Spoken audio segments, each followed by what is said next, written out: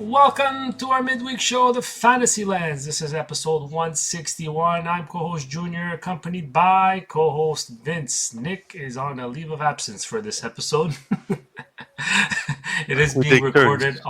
Yeah, we're taking turns. We are recording this on a Sunday, but it would only be published on Wednesday. So what we're going to do this week is continue the review of Scott Wheeler's top 32 prospect pool rankings. Vince and Nick did a fantastic job last week of going through teams 32 to 20. This week, Vince and I will attack the teams 19 to 11. Vince, before you start, just give them a heads up of what what they should look forward to this episode. Well, that voice they heard was my wife once again, not realizing that we're recording again. So apparently, I have to remember reminders for something. But yeah, we're just going through. I think it's Promin's. Scott Wheeler. What? Scott Wheeler. Scott Wheeler's prospect pool, and he ranked every team on the amount of prospects they have and how high their prospects are. So we went from 32 to 20 last week. It was pretty quick, and we got 12 teams in because obviously those bottom teams don't have very much players that are in tier one. We're looking at tier one players. We're not going to go through their tier two or tier three players. So we're looking at tier one players. So this is where you start having more than one tier one player prospect that teams have. So should be a fun episode. We're going to be talking about still playoff teams. So it'll be interesting to see how the takes that Wheeler has and some players that maybe you've been holding on to too long. Like already the first thing we're talking about already. There's already one player that I've been holding on for too long. So it'll be very interesting. So I yeah, think there's finally going to be some names that like people recognize easily, because the team, like you see, like you guys mentioned last week, the teams that were so low in his ranking are because they're teams that are making the playoffs, that are winning, that are drafting late. So the big prospects are not yet mentioned, but I think this episode you'll start recognizing a few of these names. yeah, and we have an advantage. Nick is not here, so there's not so much talking, so and input on it. I don't So know about that. we'll, we'll keep this episode under 30 minutes, and we'll scoff off teams. What is it, 19 to 10? Is that the goal, or 19 to 19 11? to 11, and then keep the top 10 for maybe a full episode, 1 hour episode. Yeah, I 1 hour. All right, so let's start with the team 19. Team 19, Scott Wheeler has the Boston Bruins, who are in a playoff position this year. Who I think we can honestly say had a really good transition from the Chara, Bergeron, Marchand era to the era that they're in now. So they only have one player who's in their tier one, and it's a player who got his first NHL point today, actually, with the Boston Bruins, and it's James Higgins. Higgins, right? Yeah, So he was seventh overall pick. seventh overall. So he was highly touted in his draft. He was almost going first. He was talked about going first overall or even second overall in that draft, and then kind of bottomed out a bit because of all the other players who had better seasons than he did that year. But I think Boston was okay with that, and to pick him seventh overall, it was a phenomenal. Uh, fall on their lap, as you can say. For a team that For retooled, it was nice. That a guy Yeah, like that fell to them at seven. It was exactly. So, what can we say about him? 2 years as a top player in the NTDP and two record-setting international events at the U17 and U18 Worlds. He's known as a top of the lineup play creating center in the NHL. So he could be a number one, number two centerman in the NHL, which Boston is looking for. Remember, Boston had Bergeron for the longest time, who they kind of lost out of retirement, and now are. This year we could say Geeky kind of took that position, but slowed down in the second half of the season compared to first half. But for Higgins, I think he's an automatic NHLer, and I think he's an automatic top six. The question is, how high will his offensive potential go? And that's the biggest question here.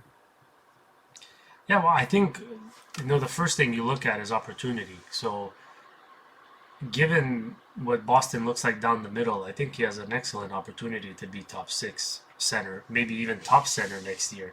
Because like they have Elias Lindholm that Mhm. normally wouldn't be your number one center, right? No. The middle stat Minton right now that's playing as a number three center. Could he play wing? He could. I mean, today he started on the wing, right on that third line, played 13 minutes. But I think there's a lot to be excited about for James Higgins. Like Dobber Prospect has him as a highly creative, fast-paced playmaking center. Hmm. Like beautiful to Bruins' ears because that's exactly what they need.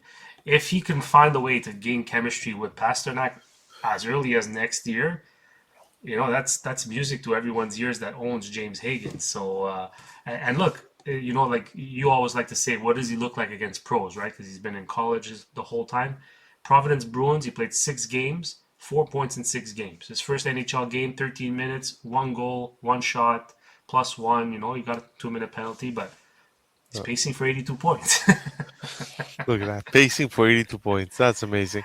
Yes, and Scott Wheeler, like not to harp on the Bruins too much, but they have some tier two players, prospects that are still in development. Dean Letourneau, who I think he's the 6'9" monster that they drafted, right? If I'm not Yes. mistaken, Yes. 25th overall. Then they have William Zellers, who they drafted 76th as he's 19 years old, left He's a winger. Still winger. has, Yeah. yeah, still has Matt Protas, a bit older, 21, 54th overall. But yeah, and the one guy I was talking about was Fabian Lysell, the right winger, 23, still hasn't cracked the lineup as a tier two player, and you're being 23. I think is you put your time is coming up, especially that you have four other guys in front of you that are younger.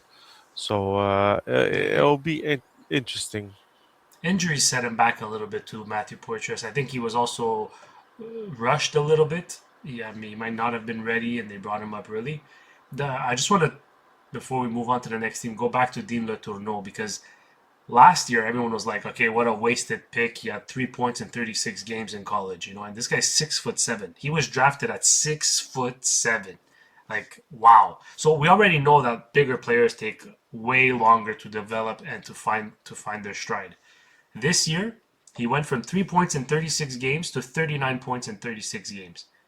So I think this is someone to still keep an eye on. I think this is someone that might sneak his way into tier one next year. Definitely not a prospect that you should ignore going forward. I think we're all relatively anxious or curious to see what next year looks like for Dean Letourneau. Yeah, any prospects at 21 and under, you're still holding on to, especially if they're in tier one, tier two. So you're still holding on to those players.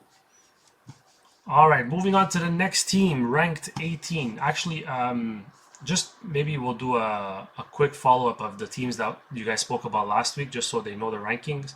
It was Panthers 32, Stars 31, Oilers 30, Maple Leafs were at 29, the Avalanche 28, the Kings at 27, the Senators at 26, the Golden Knights at 25, the Lightning at 24, the Minnesota Wild at 23, the New Jersey Devils at 22, the Carolina Hurricanes at 21, and the Winnipeg Jets at 20.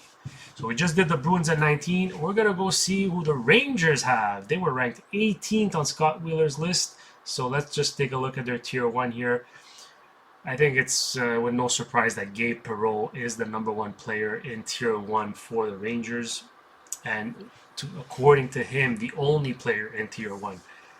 I'll just give you a little blurb on what Gabe, what's it called? What Scott Wheeler here has said about Gabe Perreault. I see an incredibly clever facilitator and playmaker who plays the game with a light touch and a heady spatial awareness of not only where his teammates are, but where he is in the flow of the play and relative to defenders. So basically, we're talking about a big hockey IQ here. And Hmm. if you guys have listened to us long enough, you know that hockey IQ for me is the top asset to have if you're a prospect. It facilitates your progression and your transition to the NHL a lot faster than if it takes you longer to process the play, right? And now he's played a few games already in the NHL with the Rangers, and it took no time for him to really show how effective he could be. I'm just pulling up some stats here very quickly. So in 47 games this year, 10 goals, 15 assists, 25 points. He's logging 15, almost 16, just under 16 minutes of play. His shooting percentage is 15. 66 shots, just over one shot, almost 1.5 shots on goal per game. I mean, look, he would have been pacing for a 44-point season. And again, if you listen to us long enough, 45 points is what we establish as a good rookie year for a rookie. Exactly. If you manage to get 50, 60, 70, well, then we're talking about elite players, right? So, Vince, what do you think about Gabe Perreault? I mean, he's shown flashes. Do you think this is I think. how much better can he be? Well, that's the question with young players. You don't want to estimate how good they could be, right? What you want in your prospects is that they get the opportunity of playing a top six role, either on PP1 or PP2, and that's how you'll know how their development's going, and that's how you'll know how fantasy relevant they're going to be in the future. But the one thing you said is that the hockey IQ, and it's very important that, and it's in any sport. They always tell you 90% of the game is between the ears, and the other 10% is talent. Someone who has raw talent can go into a game, but if they don't understand the game or their IQ isn't high to understanding and adapting, the players with the higher IQ are going to be better than them on the ice, on the court, on the soccer field. So he has very high IQ. He's shown it now that he's played 47 games with the Rangers. He doesn't look out of place, which is a good thing, and he's getting the opportunity, especially with the Panarin trade. He's getting the opportunity to get those top six minutes. So I think he's got a bright future. How high is his ceiling? I'm not ready to say yet. I want to give him a full season playing with the Rangers and seeing exactly where he can get from there, especially a full season of top 6 minutes. Well, I'm glad you mentioned the Panarin trade because the top player in Tier 2 for the Rangers is Liam Greentree. And according to Scott Wheeler, Greentree's game has finesse for a bigger, stronger player. He finds his way onto pucks inside the offensive zone, can stay on them, can win battles, and when he keeps his feet moving, he plays an opportunistic style with above average talent in multiple areas. Basically, he's a big skilled forward. Hmm. And, everybody's always looking for a big skilled forward and he's been on an absolute tear so far in the OHL this year. I had it in front of me. 74 points in 52 games. He started a little bit slow, but since the trade actually has really, really, really picked up. I'm going to go through a few other guys. Malcolm Spence, a left winger. He's playing with Michigan, I believe. He's competitive, fast, detailed, hardworking. This guy seems more like a middle six prospect, a guy that's gonna maybe kill penalties, chip in on like a big forechecker. He's a Yeah. good forechecker. EJ Emery's the big guy on defense that they have that they drafted in 30th overall in 2024.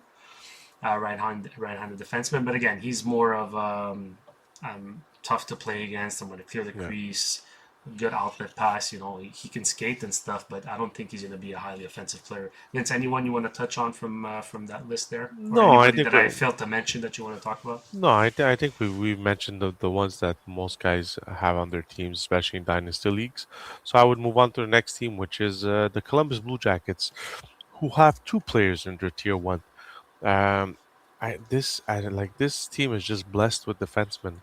It's unbelievable. So the first guy on their team is Jackson Smith, left-handed defenseman. He's 18, played for Penn State. And their second player who's in tier one is the goaltender from Russia who signed a 5-year contract with the KHL. Is Peter Andrianov, CSK. So I feel here Columbus, especially with goaltending, it's always a difficult position to vary, especially when they're young, because you don't know how the development's going to come. But Jackson Smith in defenseman. Now remember, Columbus already has Warinsky as the number one. Then they have Matachuk, who's coming in. They traded Yurichek. So it's. I'm just trying to get his stats for Jackson Smith. I had it and then I lost them. It was it. So Da-da-da. Jackson Smith was playing in the Western Hockey League with the Tri-City Americans, and like many of the junior kids playing in Canadian in the CHL, he made a jump to the NCAA. You know, it seems to be the move that Yeah, high pedigree players are doing to develop better because it is you are playing against older kids and it is probably more competitive. So he's one of those guys that made that jump, Vince. yeah. So he's 35 games played, 26 points, 11 goals. He is an offensive defenseman, but who can be very reliable defensively. Um, he's a big, athletic, excellent skating left shot defenseman who plays hard and can affect play in a variety of ways. He can skate the puck through neutral zone. He has a good edges opening up in the offensive zone. So he's got everything to be a top pairing defenseman. Um, like I said, this is all now with defensemen. We always want to be patient, and I think Columbus has the opportunity to be patient with Jackson Smith just because of what they have already on the ice. So he can become maybe not next year, but in 3 years he can become a very valuable offensive defenseman on your team. Um, it's just you have to have the patience, I think, to hold on to him. As for their goalie, I mean, he it was a very controversial pick when they picked him. Uh, I think it was 19th or I'm gonna check now. He was. Hold on, I had it. 20th. So they Purely, picked him 20th yeah. overall, and it was very controversial just because they had just come out that he just signed a 5-year contract with the KHL. So this year he played 13 games in the VHL, had 4 wins, 8 losses, save percentage of .918, and then he played the rest of the season in the MHL, which is basically like the juniors of the KHL. Um, he he played 26 games. He had 13 wins, 8 losses, 3 ties.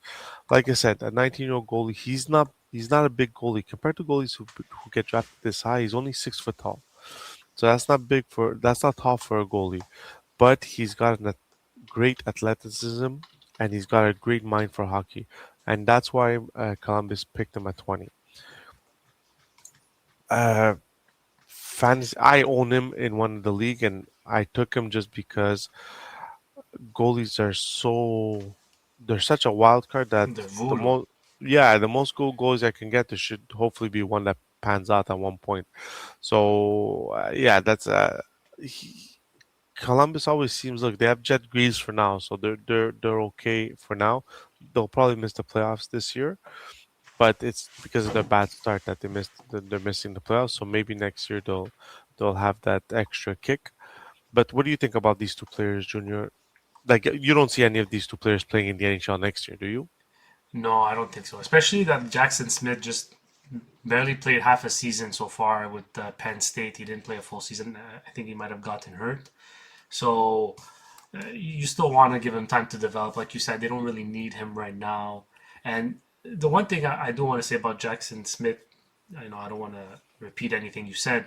I just want to add that you don't have to fear anymore for young players because there's already too many players at that position on a team. Because he might be traded to another team for all you know. So you Mm, don't avoid a prospect that's really talented and has high expectations just because you think on the team that he was drafted by he might not get an opportunity. Second, you look at teams like Buffalo, Montreal, like they might end up with three defensemen this year with 40 plus points. mhm. So there is a world where multiple defensemen on the same team can get 50 plus points. So like don't fear the opportunity part because if you're good enough, you're going to get the opportunity and you're going to get your points. And Uh, even if they have that KHL contract, you can't fear that anymore because it's way outside that KHL contract. We've seen Michkov do it. We've seen Demidov do it. So there's a way out of those KHL contracts. But there's two players here that are under tier two that I want to talk about. One of them was Caden Lindstrom, mm, was picked fourth overall. Another controversial pick because of his back injury. People didn't know how severe it was. Columbus took a chance on him. 6 foot three, 220-pound strong center. This year, Michigan State, he played the full season, which is a bright side. 31 games played, but only 10 did points. he? Is that a full season? 31 games? I Yeah, don't know. 31 to 34 games, depending Oh, on so what. then Most of Jackson the Smith and did play a full season too. Then sorry, I made a yeah, mistake there. yeah, it all depends because it depends on divisions, if I'm not mistaken. But he played a full season, which is a positive. 10 points for a fourth overall pick, not so positive. So I think this is a wait and see.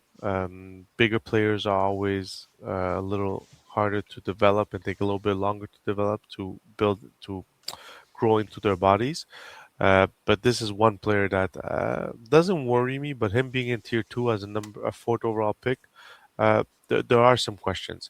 And the other one is, I think Nick likes to talk about him a lot. Luca Del Beluz. He's a center. He's 22 years old, so he's on the older side of being a prospect. He's been in their AHL affiliate for 2023-2024 was the first year he was in the AHL. He did 58 games played, 31 goals.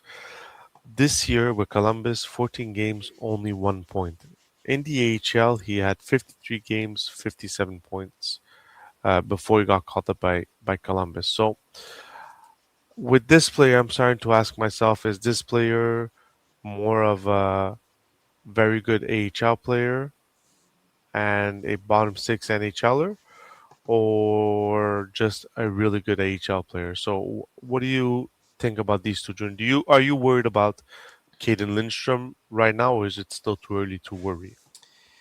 I don't know. Seeing like the progression of Le Tourneau, a big guy in his second full season in the NCAA. Because what you have to remember too is not only has he been injured a lot, Caden Lindstrom, he also made the jump from the Medicine Hat Tigers, which is the WHL of the Canadian Hockey League, to the NCAA to play for Michigan State. So not only was this like his first full season healthy, but he also made a move to play against bigger, stronger players.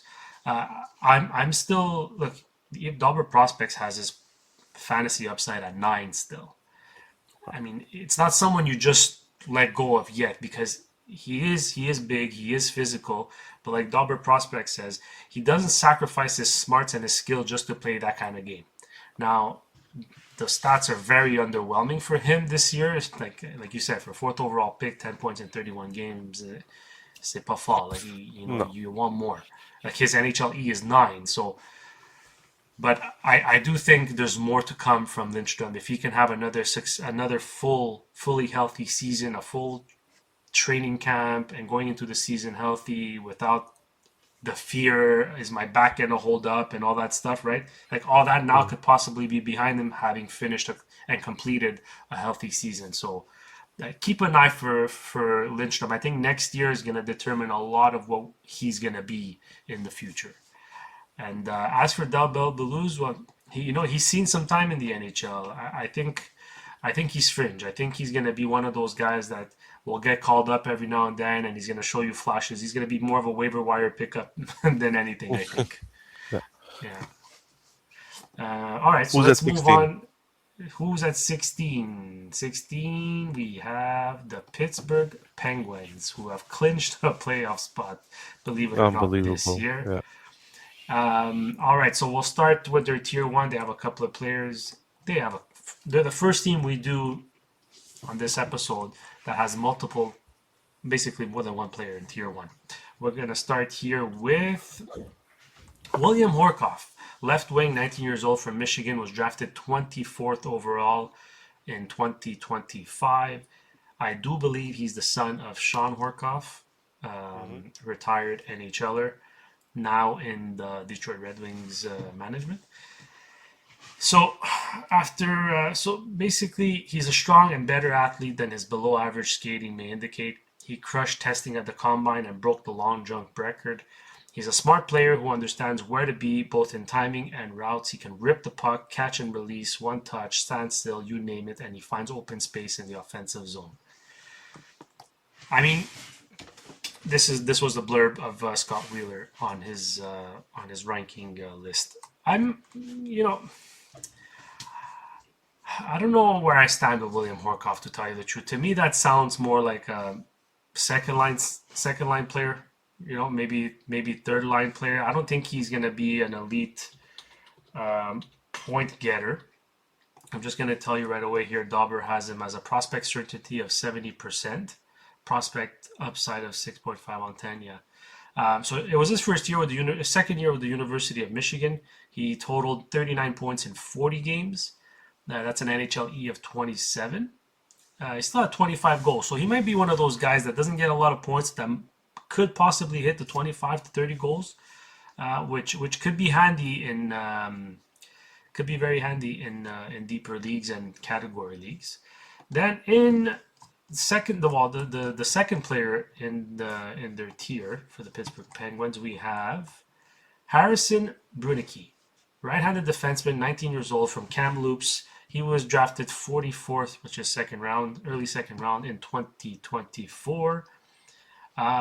Here, Scott Wheeler says that Brunicky blew me away with his play at the Penguins rookie tournament in 2024 and was going to be on Canada's World Junior team as an 18-year-old before he broke his wrist blocking a shot in practice.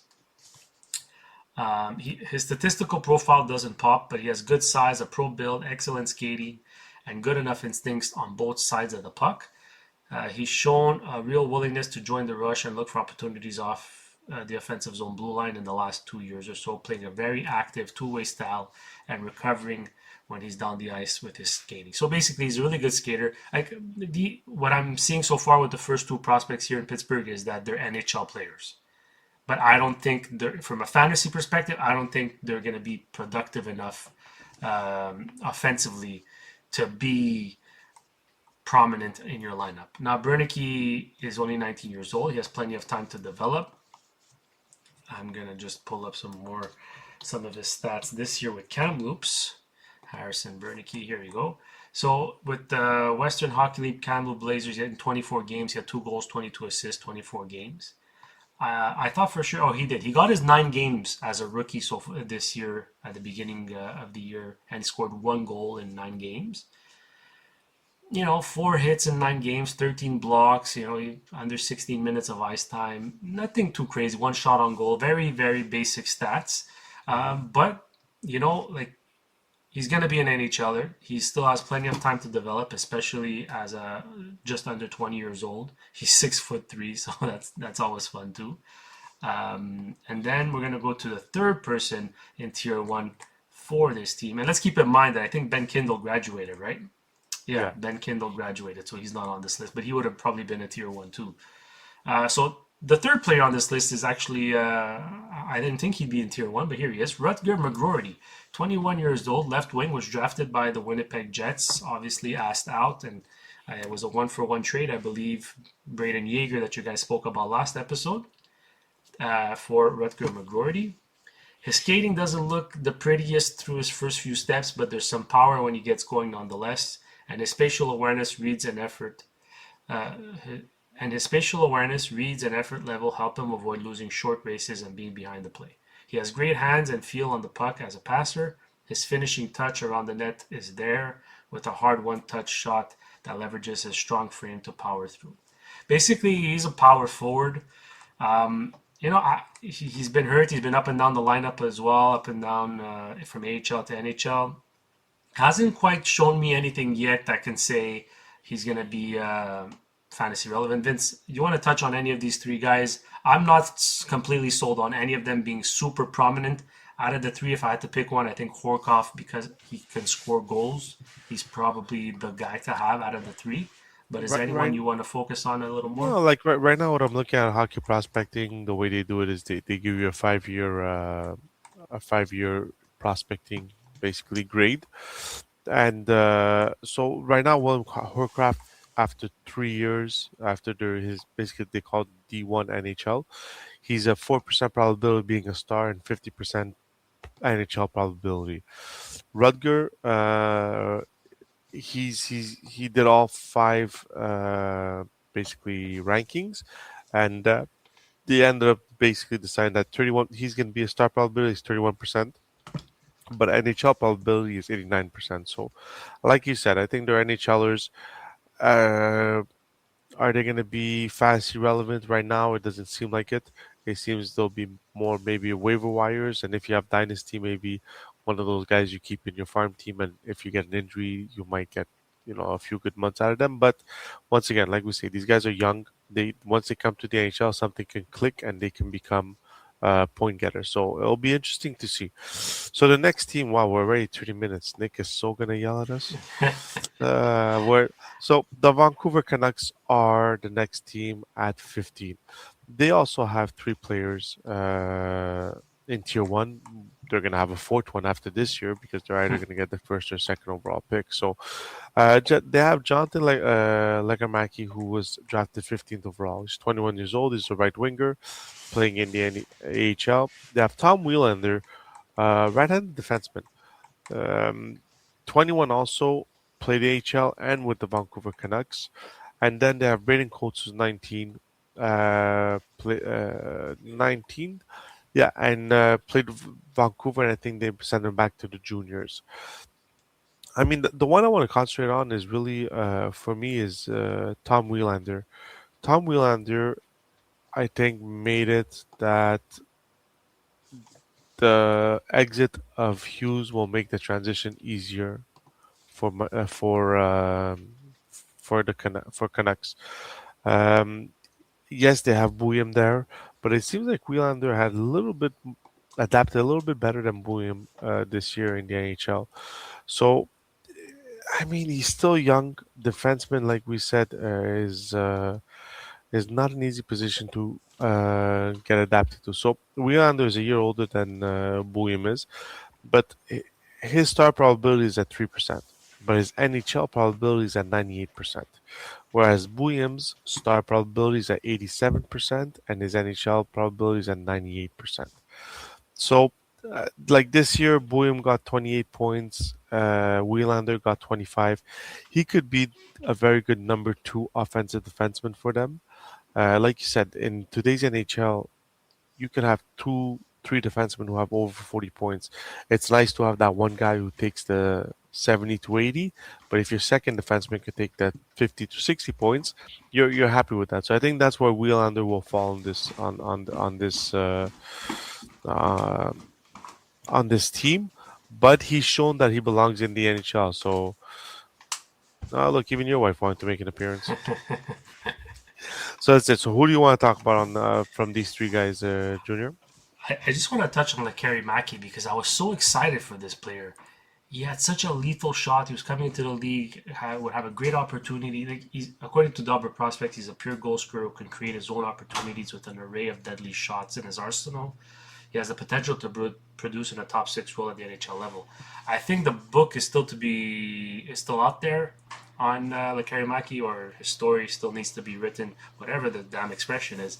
His fantasy upside is 8.5, and I'm still banking on Lekari. He played through some injuries this year, was up and down from NHL to AHL.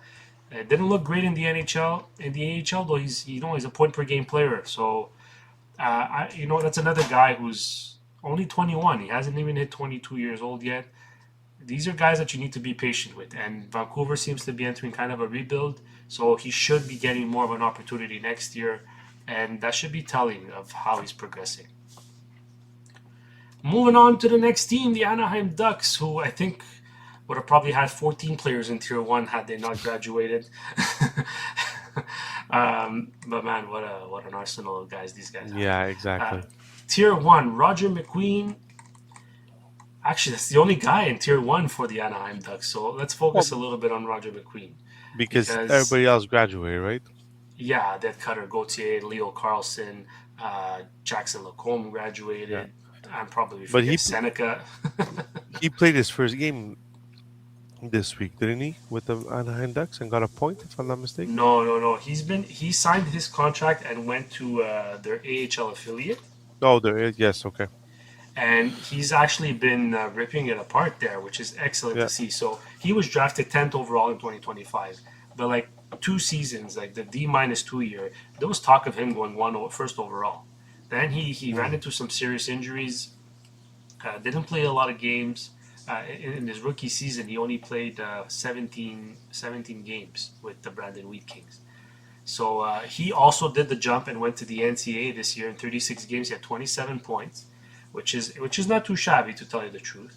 He played Mm. 3 games so far with the AHL San Diego Gulls. In 3 games, he has 1 goal and 2 assists. So 4 shots on net.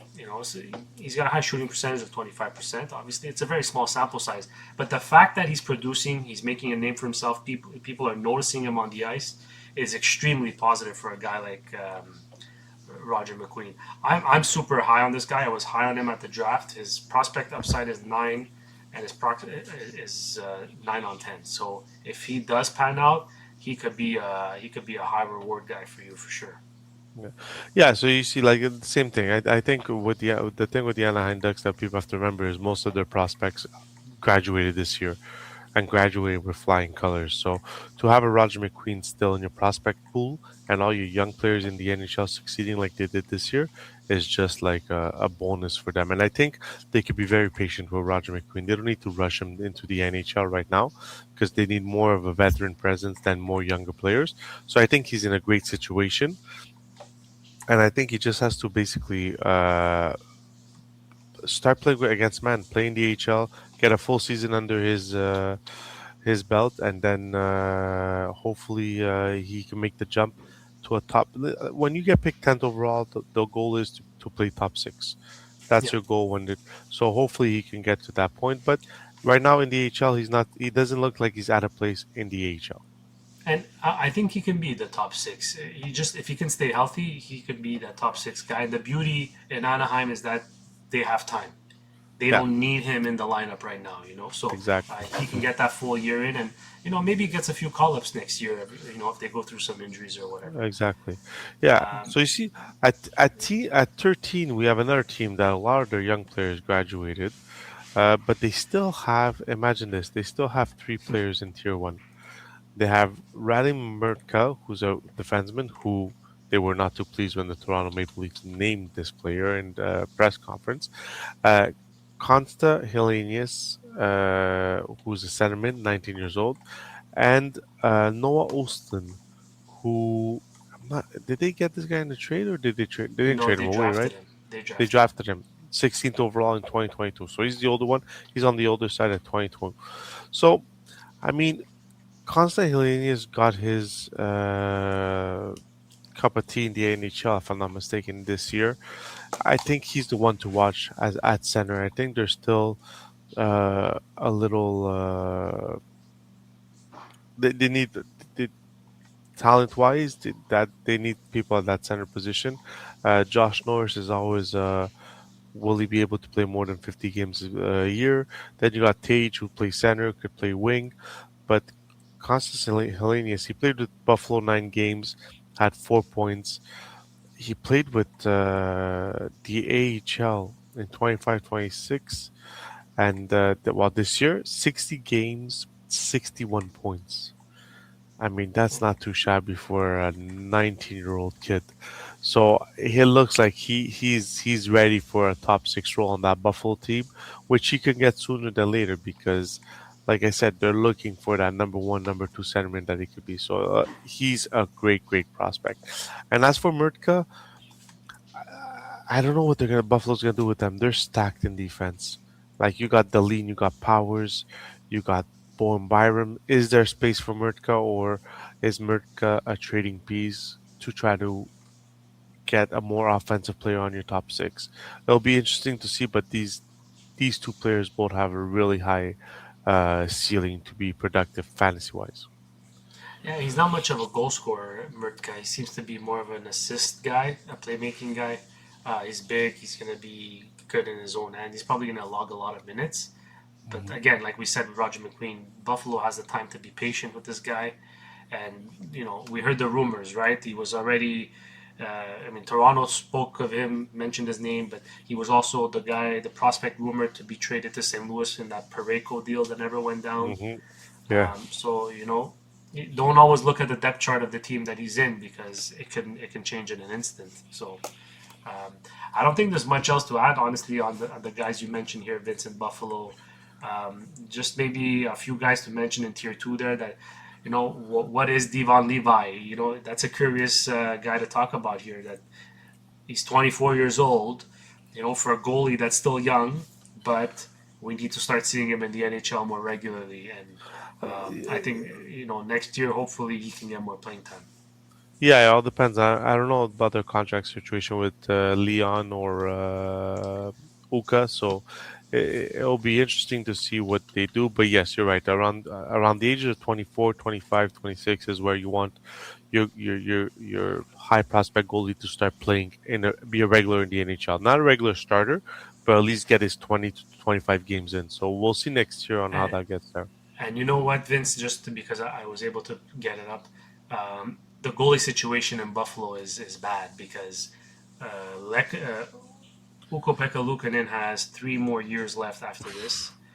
Alex Lyon has 1 year left after this, and Colton Ellis, who's also been pretty good this year, has 1 year left after this. So all three goalies are still signed for next year.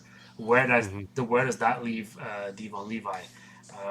Hopefully, for if you own him in fantasy, he can get a look elsewhere.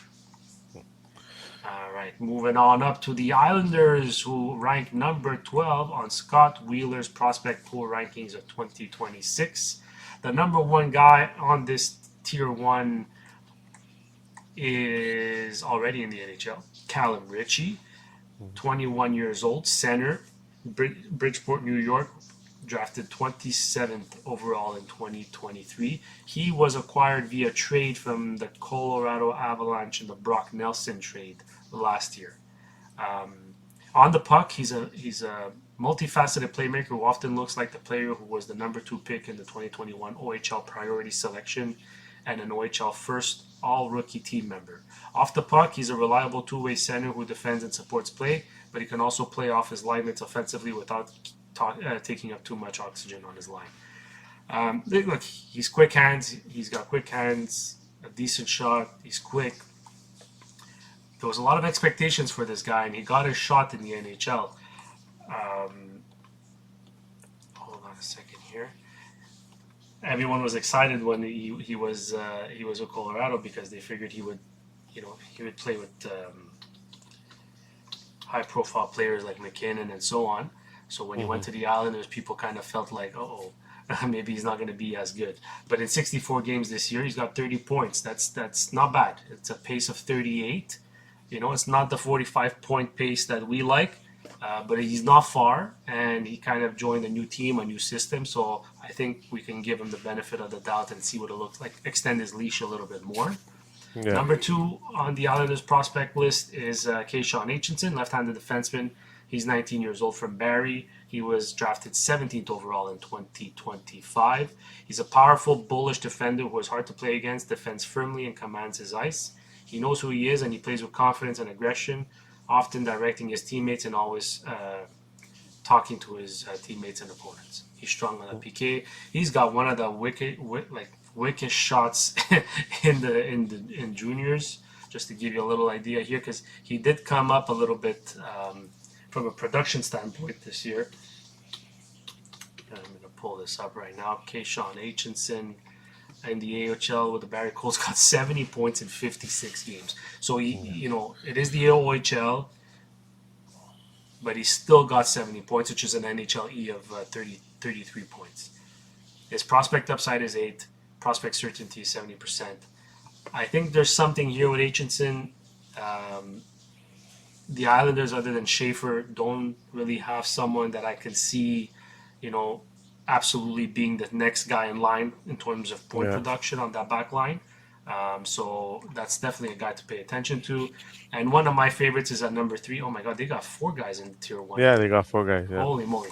My favorite here is Victor Eklund. He's a right winger, 19 years old, from Djurgården in Switzerland and Sweden.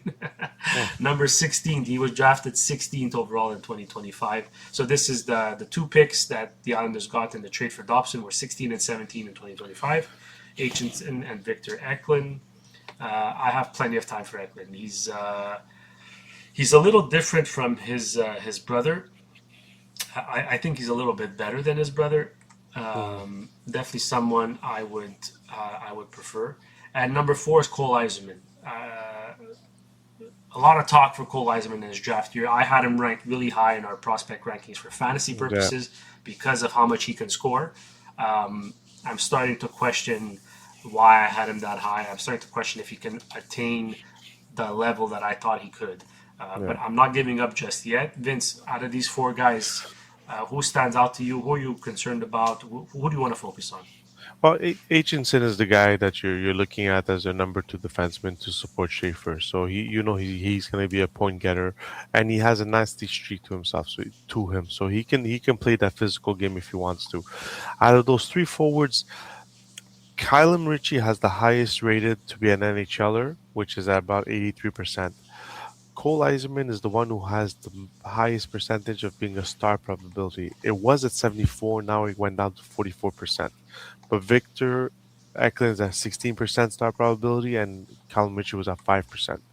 Star probability, Eisman and Eklund are still at Eisman is at 77%, Eklund at 75%. So I wouldn't lose faith on Eiserman. I would honestly hold strong on Eiserman just because he's playing on a team that's starving for offense, and he could be one of those guys that can come in. It's all about the attitude he comes into it and what he's surrounded by. So Cole Eiserman to me is the intriguing piece on this team. But we'll do the final team because it's always nice to do a top 10. So we'll finish off with the I 11th. was gonna say because this is gonna be a long team. Yeah, yeah, exactly. Like, but this is the thing. Like the Washington, we're talking about who who to who do you want to model yourself after? Well, you want to model yourself after the Washington Capitals because their retool was instant and their prospect is still 11th overall, and 2 of them not right now are playing in the NHL. So basically, their top prospect is Cole Hudson. He's already in the NHL. He's already proven that he belongs in the NHL. Has a few points with Washington. Unfortunately, Washington won't be making the playoffs this year. I don't think it'll be very hard for them to do.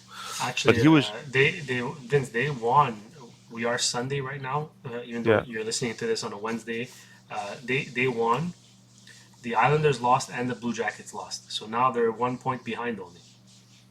It's a race for Ye- 3 in that Yeah, with the exactly. So Flyers. they still have a chance, but the Flyers just need one win. And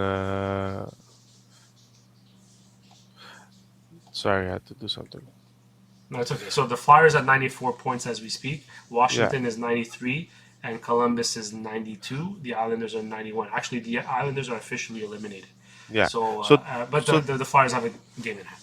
Go ahead. yeah, so Sorry. they basically had Cole Hudson as their number 1, and the second player that in their tiers is Ilya Protas, who they drafted 75th, who's a monster. I mean, that line they put together two games ago was ridiculous. They had Tom Wilson, Alexi Protas, and Ilya Protas all on the same line. Beast, beast, Like, beast. yeah, 6'6", 6'6", like it was ridiculous. And he's belonging right now in the NHL. 4 points in 3 games played, but we've known this. People have been talking about Ilya Protas for a while, just like his brother. So I mean, Washington is just in such a good place right now, and then you have Andrew Cristal's a tier 2 prospect who can easily become a tier 1 with a bit of adjustment and developing. So, I mean, what can you tell me about Cole Hudson and Protas? Which one are you more excited about? It's got to be Cole Hudson, especially how valuable high-scoring defensemen are in fantasy. Cole Hudson, man, he's got the potential to be as good as his brother. That's how good he's looking in the short sample size we've seen him, and he's only going to get more and more opportunity on that team, and it's a team that's going to, that's not going to be so bad that they're going to get high draft picks again. So they're going to keep competing. He's going to keep being a big part of that, and they have young guys coming up that's going to keep them at the level they need to be to make the playoffs. I think Lane Hudson has everything you want from a prospect defenseman, especially in fantasy. He's got to be up there in the top 3, top 5 of prospect defensemen you need on your fantasy team. Look at that. We kept it under an hour. I just want to add, Vince, because this one's interesting. Very quickly, No. we're going to keep it under an hour. This guy was highly touted. He had an illness that made him drop in his draft year, and it's Ivan Miroshnichenko. Dauber Prospects has him as an upside of 9, fantasy upside of 9, and an NHL certainty of 10. He seems to have a hard time right now cracking the lineup and cracking a full-time spot in the Washington Capitals lineup. But as the Ovechkins go and stuff like that, I think, and so on, I think next year he might have an opportunity to win a spot. And if he's placed at the right, in top 6 and gets an opportunity, he could be a guy that surprises and shows us finally what everyone was so hyped about. All right, so there it is. From 19 to 11, we have done it. And now, oh man, we're going to have to do 10 to 1. That's going to be like a 2-hour episode.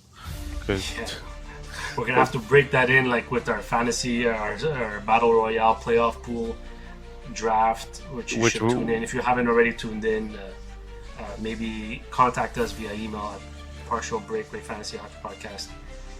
Let us know if you're interested. But also, besides, this was fun without Nick. I'm ready to vote him off the island.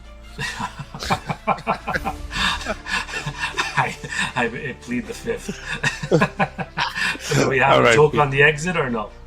No, there's no joke today. All right, everybody. Thanks for listening. We'll do Scott Wheeler's ranking of 1 to 10 next week, and we'll be a full squad for that one. Peace. Have a good night, peeps.